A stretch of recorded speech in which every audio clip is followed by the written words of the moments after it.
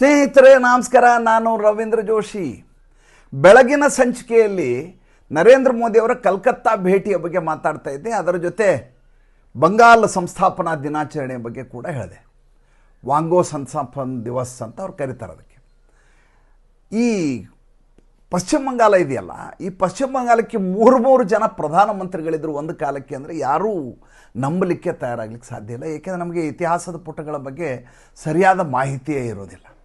ಇದ್ರ ಜೊತೆ ಇನ್ನೊಂದು ವಿಷಯ ಹೇಳಿದೆ ನಿಮಗೆ. ನಾನು ಭಾಳ ಬೇಸರ ಆಗಿದ್ದೇನಪ್ಪ ಅಂದರೆ, ಶ್ಯಾಮಾ ಪ್ರಸಾದ್ ಮುಖರ್ಜಿ ಅವ್ರನ್ನ ಯಾರೂ ಜ್ಞಾಪಿಸ್ಕೊಳ್ಳೋದೇ ಇಲ್ಲ. ಇವತ್ತೇನೋ ಪಶ್ಚಿಮ ಬಂಗಾಳ ಅಂತ ಉಳ್ಕೊಂಡಿದೆ. ಅವತ್ತು ಶ್ಯಾಮಾ ಪ್ರಸಾದ್ ಮುಖರ್ಜಿ ಅವರು ಮಾಡಿದ ಹೋರಾಟದ ಫಲ ಇದು ಅಂತ. ಅದ್ರ ಬಗ್ಗೆ ಸುದೀರ್ಘವಾಗಿ ಮಾತಾಡಲಿಲ್ಲ, ಏಕೆಂದರೆ ಅದ್ರ ಜೊತೆ ಆರ್ಜಿಕರ್ ಮೆಡಿಕಲ್ ಕಾಲೇಜಿನ ವಿಚಾರವನ್ನು ತಮಗೆ ಹೇಳಬೇಕಾಗಿತ್ತು, ಅದರ ಇನ್ವೆಸ್ಟಿಗೇಷನ್ ಬಗ್ಗೆ ಮಾತಾಡಬೇಕಾಗಿತ್ತು. ನನಗೀಗ ಅನಿಸ್ತಾ ಇದೆ, ನನಗೆ ಭಾಳಷ್ಟು ಜನ ಹೇಳ್ತಾರೆ, ನಿಮಗೆ ಡಾಕ್ಟ್ರೇಟ್ ಕೊಟ್ಬಿಡ್ಬೇಕು ಪಶ್ಚಿಮ ಬಂಗಾಳದ ರಾಜಕೀಯದ ವಿಚಾರಕ್ಕೆ, ನೀವು ಒಳ್ಳೆ ಥೀಸಸ್ ಬರಿಬೋದು ನೀವು ಅಂತ ತಮಾಷೆ ಮಾಡ್ತಿರ್ತಾರೆ. ಯಾಕೆಂದರೆ ಹೆಚ್ಚು ಕಮ್ಮಿ ನಮ್ಮ ದಿನದ 3 ಸಂಚಿಕೆಗಳಲ್ಲಿ 1 ಸಂಚಿಕೆ ಹೆಚ್ಚು ಕಮ್ಮಿ ಪಶ್ಚಿಮ ಬಂಗಾಳದ ಬಗ್ಗೆನೇ ಮಾತಾಡಿರ್ತೀವಿ. ಅಷ್ಟು ಬೆಳವಣಿಗೆಗಳು ಆಗ್ತಾ ಇದ್ದಾವೆ. ನನಗೆ ಸಂತೋಷದ ವಿಷಯ, ಹೆಮ್ಮೆ ವಿಷಯ, ಅದ್ರ ಬಗ್ಗೆ ಏನು ಬೇಸರ ಇಲ್ಲ ನನಗೆ. ಏಕೆ ಭಾರತದ ಅಭಿನ್ನ ಅಂಗ ಅದು, ಮತ್ತು ಭಾಳ ಸಾಂಸ್ಕೃತಿಕವಾಗಿ ಭಾಳ ದೊಡ್ಡ ಕೊಡುಗೆಯನ್ನು ಪಶ್ಚಿಮ ಬಂಗಾಳ ನಮ್ಗೆ ಕೊಟ್ಟಿರುವಂಥದ್ದು ಭಾರತ ದೇಶದ ಇತಿಹಾಸದಲ್ಲಿ, ಸಾಹಿತ್ಯದಲ್ಲಿ, ಎಲ್ಲ ಕಡೆ. ಭಾಳಷ್ಟು ಜನರಿಗೆ ಗೊತ್ತಿಲ್ಲ ಏನಪ್ಪ ಅಂದರೆ, ಈ 1946ರಲ್ಲಿ ಒಂದು ದೊಡ್ಡದಾದಂಥ ಮೂಮೆಂಟ್ ಆಯಿತು. ಏನಂತಂದರೆ, ಈ ಅವಿಭಜಿತವಾದಂಥ ಬಂಗಾಳ, ಈಗ ಅದು ಪಶ್ಚಿಮ ಬಂಗಾಳ, ಆಮೇಲೆ ಆ ಕಡೆ ಇರೋದು ಬಾಂಗ್ಲಾದೇಶದ ಪೂರ್ವ ಬಂಗಾಳ ಅಂತ, ಇನ್ನೊಂದು ಪಂಜಾಬು. ಈ ಪಂಜಾಬು ಮತ್ತು ಅವಿಭಜಿತ ಬಂಗಾಳವನ್ನು ಎರಡನ್ನೂ ಪಾಕಿಸ್ತಾನಕ್ಕೆ ಕೊಡಬೇಕು ಅಂತ ತೀರ್ಮಾನ ಮಾಡಿಬಿಟ್ಟಿರ್ತಾರೆ ಒಂದು ಕಾಲಘಟ್ಟದಲ್ಲಿ. ನೋಡಿ ಎಂಥ ದುರಂತಗಳು ಸಂಭವಿಸಿದ್ದಾವೆ, ಹೇಗೆ ನಾವು ಉಳಿಸ್ಕೊಂಡಿದ್ದೀವಿ, ನಮ್ಮ ದೇಶದ ಭೂಭಾಗವನ್ನು ಹೇಗೆ ಉಳಿಸ್ಕೊಂಡಿದ್ದೀವಿ, ಎಷ್ಟು ಹೋರಾಟ ಆಗಿದೆ ಅನ್ನೋದಕ್ಕೆ ಈ ರೋಚಕವಾದಂಥ ವಿಷಯವನ್ನು ನಿಮ್ಗೆ ಹೇಳಲೇಬೇಕು. ಯಾವ ಸಿನಿಮಾಗಿಂತ ಕಡಿಮೆ ಇಲ್ಲ ಅಂಥ ಕಥೆ ಇದು. ಕೇಳ್ತಾ ಹೋಗಿ ನೀವು. ಈ 1946 ಇದೆಯಲ್ಲ, ಅವಾಗ ಒಂದು ಪ್ರಾವಿಷನ್ ಎಲೆಕ್ಷನ್ ಆಗುತ್ತೆ. ಆ ಎಲೆಕ್ಷನ್ನಲ್ಲಿ ಎಲ್ಲ ಮುಸ್ಲಿಂ ಲೀಗ್ನವರು ಆಯ್ಕೆ ಆಗಿಬಿಡ್ತಾರೆ. ಆಯ್ಕೆಯಾದ ಸಂದರ್ಭದಲ್ಲಿ ಇಲ್ಲಿ ಮುಂಚೆ ಪ್ರಧಾನಮಂತ್ರಿಗಳಂತ ಇರ್ತಿದ್ರು. ಅಲ್ಲಿ 3 ಜನ ಪ್ರಧಾನಮಂತ್ರಿಗಳಾಗಿದ್ರು. ಒಬ್ಬ ಕಾಸಿಂ ಫಜಲ್ ಉಲ್ ಹಕ್ ಅಂತ ಹೇಳಿ ತನ್ನ ಹೆಸರು. 3 ಜನ ಮುಸಲ್ಮಾನರು, 3 ಜನ ಸುನ್ನಿಗಳು. ಅದು ಭಾಳ ವಿಶೇಷ. ಮೊದಲೇದವ ಕಾಸಿಂ ಫಜಲ್ ಉಲ್ ಹಕ್ಕು, ಎರಡನೇದು ಖ್ವಾಜಾ ನಜೀಮುದ್ದೀನ್ ಅಂಥೇಳಿ, ಮೂರನೇದವನು ಹುಸೇನ್ ಸೊಹರಾವರ್ದಿ ಅಂತೇಳಿ. ಈ ಹುಸೇನ್ ಸೊಹರಾವರ್ದಿಗೆ ಬುಚರ್ ಆಫ್ ಬೆಂಗಾಲ್ ಅಂತ ಕರಿತೀವಿ ನಾವು.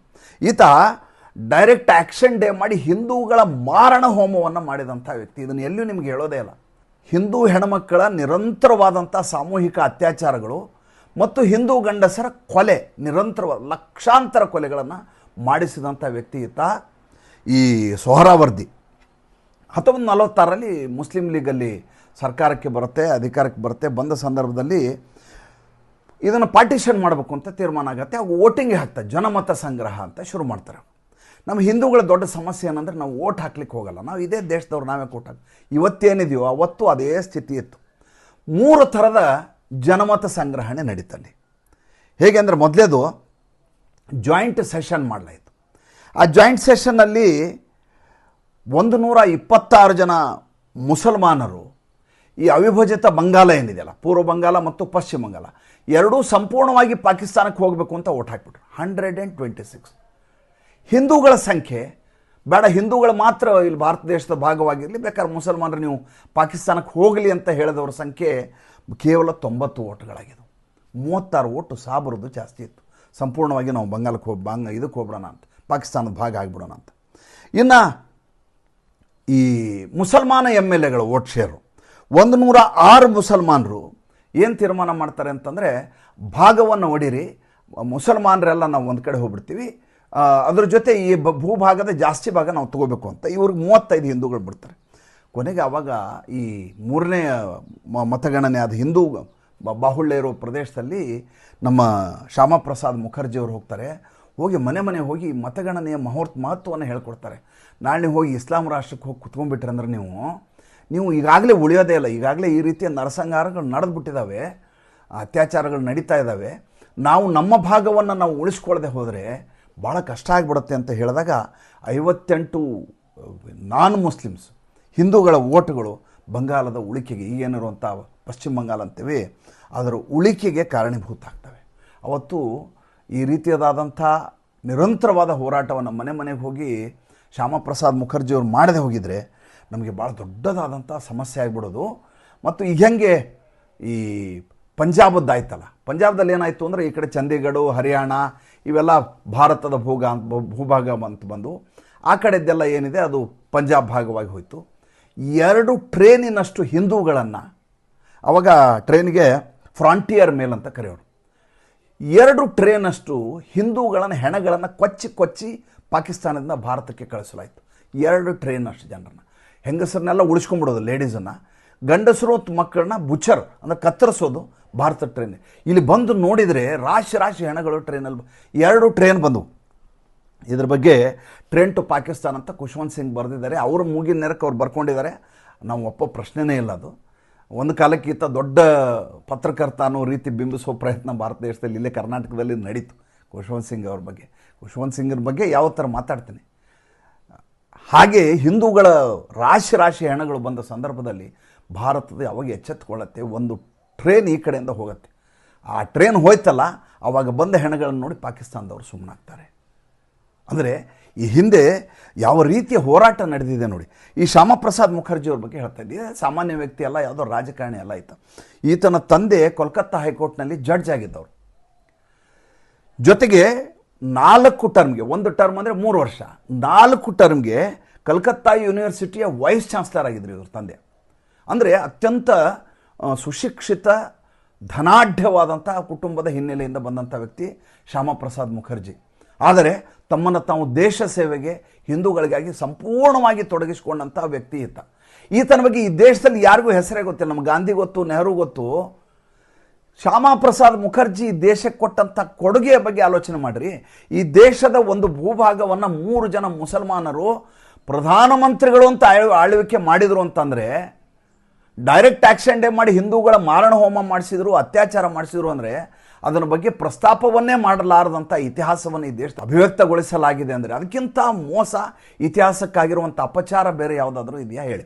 ಇನ್ನು ಈ ಶ್ಯಾಮಾ ಪ್ರಸಾದ್ ಮುಖರ್ಜಿಯವರು, ಇವರು ಹಿಂದೂ ಮಹಾಸಭಾದ ಅಧ್ಯಕ್ಷರಾಗಿದ್ದರು 1944ರಿಂದ 46ವರೆಗೂ. ಆ್ಯಕ್ಚುಲಿ ಹಿಂದೂ ಮಹಾಸಭಾ ಮಾಡಿದ್ದು ನಮ್ಮ ವೀರ್ ಸಾವರ್ಕರ್ ಅವರು. ಪಕ್ಕಾ ಹಿಂದುತ್ವದ ಪ್ರಖರವಾದಂಥ ಹಿಂದುತ್ವ. ಇವರು ಬಂದು ಅದರ ಜವಾಬ್ದಾರಿಯನ್ನು ತಗೋತಾರೆ. ಮುಂದೆ 1951ಕ್ಕೆ ಭಾರತೀಯ ಜನಸಂಘ ಅಂತ ಮಾಡ್ತಾರೆ. ಭಾರತೀಯ ಜನಸಂಘವೇ ಈಗಿನ ಭಾರತೀಯ ಜನತಾ ಪಾರ್ಟಿ. ನನಗೆ ಆಶ್ಚರ್ಯ ಆಗಿದ್ದೆ ಏನಂದ್ರೆ, ನಾವೇನು ಇವತ್ತು ಹಿಂದೂ ಅಂತ ಮಾತಾಡ್ತೀವಿ. ಭಾರತ ದೇಶದ ಹಿಂದೂಗಳಿಗೆ ಜೀವ ಕೊಡಬೇಕು, ಅವನು ಪುನರುಜ್ಜೀವನಗೊಳಿಸ್ಬೇಕು, ವ್ಯವಸ್ಥೆ ಹಿಂದೂ ರಾಷ್ಟ್ರ ಅಂತ ಮಾತಾಡ್ತೀವಿ. 1915ರಲ್ಲಿ ಹರಿದ್ವಾರದಲ್ಲಿ ಅಲ್ಲಿ ಕುಂಭಮೇಳ ನಡೀತಾ ಇರ್ತದೆ. ಆವಾಗ ಹಿಂದೂ ಮಹಾಸಭಾದ ದೊಡ್ಡ ಅಧಿವೇಶನ ನಡೆಯುತ್ತೆ. ಅದರಲ್ಲಿ ಮದನ್ ಮೋಹನ್ ಮಾಳವೀಯ, ಲಾಲಾ ಲಜಪತ್ ರಾಯ್, ಸ್ವಾಮಿ ಶ್ರದ್ಧಾನಂದ ಇವರೆಲ್ಲರೂ ಅದರಲ್ಲಿ ಪಾಲ್ಗೊಂಡಿರ್ತಾರೆ. ಅಂದರೆ ಹಿಂದುತ್ವದ ಅಸ್ಮಿತೆಗೆ ಯಾವ ನಂದಾದೀಪವಾಗಿ ನಿರಂತರವಾಗಿ ಪ್ರಜ್ವಲಿಸ್ತಾ ಇರುವಂಥದ್ದು. ಆವಾಗ ಅಲ್ಲಿ ಏನಾಗುತ್ತೆ, ಅಬ್ದುಲ್ ರಶೀದ್, ಅದಕ್ಕೆ ನೋಡಿ ಮಜಾ ಅದ, ಈ 1915ರ ಹಿಂದೂ ಮಹಾಸಭಾ ಇದೆಯಲ್ಲ, ಇದಕ್ಕೆ ಗಾಂಧಿನೂ ಬಂದಿರ್ತಾರೆ. ಬಂದು ನೋಡ್ತಾರೆ, ಈಗ ಕಾರ್ಯಕ್ರಮವನ್ನೆಲ್ಲ ನೋಡ್ತಾರೆ. ಮುಂದೆ ಸ್ವಾಮಿ ಶ್ರದ್ಧಾನಂದನ ಕೊಲೆ ಮಾಡಿಬಿಡ್ತಾನೆ ಅಬ್ದುಲ್ ರಶೀದ್ ಅನ್ನೋನು. ಅಬ್ದುಲ್ ರಾಶೀದ್ ಅಂತೇಳಿ ಆತನ ಹೆಸರು. ಅಬ್ದುಲ್ ರಾಶೀದ್ ಕೊಲೆ ಮಾಡಿದಾಗ ಸ್ವಾಮಿ ಶ್ರದ್ಧಾನಂದನ ಕೊಲೆ ಮಾಡಿದ್ದು ಅಬ್ದುಲ್ ರಾಶೀದನ ಪರವಾಗಿ ಇವ್ರು ನಿಂತುಬಿಡ್ತಾರೆ ಗಾಂಧಿ. ಜೊತೆಗೆ ಇವರು ಅಲ್ಲಿ ಖಲೀಫಾನಿಗೋಸ್ಕರ, ಟರ್ಕಿಯ ಖಲೀಫಾನಿಗೋಸ್ಕರ ಖಿಲಾಫತ್ ಚಳವಳಿಯನ್ನು ಗಾಂಧಿ ಭಾರತ ದೇಶದಲ್ಲಿ ಮಾಡಿಸ್ತಾರೆ. ಖಿಲಾಫತ್ ಚಳವಳಿ ಅನ್ನೋದು ಭಾರತದ ಸ್ವಾತಂತ್ರ್ಯಕ್ಕೋಸ್ಕರ ನಡೆದಂಥ ಆಂದೋಲನ ಅಲ್ಲ. ಖಲೀಫಾ ಧಾರ್ಮಿಕ ದೊರೆಯಾಗಿ ಮುಸಲ್ಮಾನರ ಪ್ರತಿನಿಧಿಯಾಗಿ ಟರ್ಕಿಯಲ್ಲಿ ಉಳಿಬೇಕು ಅಂತ ಭಾರತ ದೇಶದಲ್ಲಿ ಹೋರಾಟ. ಇದನ್ನು ಗಾಂಧಿ ಮಾಡಿಸಿದ್ದು. ಇನ್ನು ಇದ್ರ ಬಗ್ಗೆ ಹೇಳ್ತಾ ಇದ್ದೆ, ಶ್ಯಾಮಾ ಪ್ರಸಾದ್ ಮುಖರ್ಜಿ ಅವ್ರ ಬಗ್ಗೆ. ತಮ್ಮ 35ನೇ ವಯಸ್ಸಿನಲ್ಲಿ ಅತ್ಯಂತ ಯಂಗೆಸ್ಟ್ ಆದಂಥ ವೈಸ್ ಚಾನ್ಸಲರ್ ಆದಂಥ ವ್ಯಕ್ತಿ ಶ್ಯಾಮಾ ಪ್ರಸಾದ್ ಮುಖರ್ಜಿ. ಶ್ಯಾಮಾ ಪ್ರಸಾದ್ ಮುಖರ್ಜಿ ಅವರ ಕೊಡುಗೆ ಪಶ್ಚಿಮ ಬಂಗಾಳಕ್ಕೆ ಮಾತ್ರವಲ್ಲ, ಈ ದೇಶದ ಒಟ್ಟು ಹಿಂದುತ್ವದ ಅಸ್ಮಿತೆಗೆ ಭಾಳ ದೊಡ್ಡದಾದಂಥ ಕೊಡುಗೆ. ಅದು ನಮ್ಗೆ ಗೊತ್ತೇ ಆಗಲಿಲ್ಲ. ನನಗೆ ಈ ಸಲ ಖುಷಿಯಾಗಿದ್ದೇನೆಂದರೆ, ನಿನ್ನೆ ಯೋಗ ಡೇ ಮಾಡಿದರು. ಯೋಗ ಡೇ ಆದಮೇಲೆ ಲೇಸರ್ ಶೋ ನಡೀತಾರೆ ಅಲ್ಲಿ. ನೀವು ಸುಮ್ಮನೆ ಕಲ್ಪನೆ ಮಾಡ್ಕೊಳ್ಳಿಕ್ಕೂ ಸಾಧ್ಯ ಇಲ್ಲ ಆ ರೀತಿಯ ಲೇಸರ್ ಶೋ. ಅದರದೊಂದು ತುಣುಕನ್ನು ಇಲ್ಲಿ ಹಾಕ್ತೇನೆ, ಸುಮ್ಮನೆ ನೋಡಿ, ಎಷ್ಟು ಚೆನ್ನಾಗಿದೆ ನೋಡಿ. ನರೇಂದ್ರ ಮೋದಿ ಅವರಿದ್ದಾರೆ ಕಲ್ಕತ್ತಾದಲ್ಲಿ. ಭಾಳ ದೊಡ್ಡ ವಿಶೇಷವಾದದ್ದು, ಪಶ್ಚಿಮ ಬಂಗಾಳ ಹಿಂದೂಗಳ ವಿರುದ್ಧವಾಗಿ ನಿರಂತರವಾಗಿ 34 ವರ್ಷ, ಅದಕ್ಕಿಂತ ಮುಂಚೆ 20 ವರ್ಷ, ಅದಾದಮೇಲೆ 15 ವರ್ಷ, ಇಷ್ಟೂ ವರ್ಷ ನಲುಗಿ ಹೋದಂಥದ್ದು. ಅಲ್ಲಿ ಹಿಂದುತ್ವದ ಅಸ್ಮಿತೆ ಆಕಾಶದ ನಭೋಮಂಡಲದಲ್ಲಿ ಮೊಳಗ್ತದೆ. ಅಲ್ಲಿ ಕಾಳಿಯ ಪ್ರತ್ಯಕ್ಷ ಆಗ್ತಾಳೆ, ಅಲ್ಲಿ ಹಿಂದೂ ರಾಷ್ಟ್ರ ಪ್ರತ್ಯಕ್ಷ ಆಗುತ್ತೆ ನಕಾಶೆಯಲ್ಲಿ. ಅಲ್ಲಿ ನಮ್ಮ ದುರ್ಗೆ ಕಾಣಿಸ್ತಾಳೆ, ನಮ್ಮ ಓಂಕಾರ ಕಾಣಿಸುತ್ತೆ. ಎಲ್ಲವನ್ನು ನಭೋಮಂಡಲದಲ್ಲಿ ಎಂಥ ಚಿತ್ತಾಕರ್ಷಕ ಅಂದರೆ, ಮನಮೋಹಕವಾದ ದೃಶ್ಯ ಅಂದರೆ ಪಶ್ಚಿಮ ಬಂಗಾಳದಲ್ಲಿ ಹೀಗೆ ನಡೆಯೋಕ್ಕೆ ಸಾಧ್ಯವಾ ಅಂತ ನಾನು ನಿಬ್ಬರಗಾಗಿದ್ದು 100ಕ್ಕೆ 100 ದಿಟ. ಇವತ್ತೇನಾದರೂ ಹಿಂದೂ ರಾಷ್ಟ್ರ ಅಂತ ಆಗೋದು ಶುರುವಾಗೋದು ಎಲ್ಲಿಂದ ಅಂತ ನೀವು ಕೇಳಿದರೆ ಪಶ್ಚಿಮ ಬಂಗಾಳದಿಂದ. ಬರೆದಿಟ್ಕೊಳ್ಳಿ, ಪಶ್ಚಿಮ ಬಂಗಾಳದ ಚುನಾವಣೆ ಹೊಸ ಶಕೆಯನ್ನು ಪ್ರಾರಂಭ ಮಾಡಿದೆ. ಮತ್ತು ಮುಂದಿನ ಸಂಚಿಕೆಯಲ್ಲಿ ಹೊಸ ವಿಷಯದೊಂದಿಗೆ ಬರ್ತೀನಿ. ಸಂಚಿಕೆ ಇಷ್ಟ ಆದರೆ ಲೈಕ್ ಮಾಡಿ, ಫಾಲೋ ಮಾಡಿ, ಶೇರ್ ಮಾಡಿ. ನಮ್ಮ ಮುಕ್ತ ಪತ್ರಿಕೋದ್ಯಮಕ್ಕೆ ಆರ್ಥಿಕವಾಗಿ ಬೆಂಗಾವಲಾಗಿ ನಮಸ್ಕಾರ.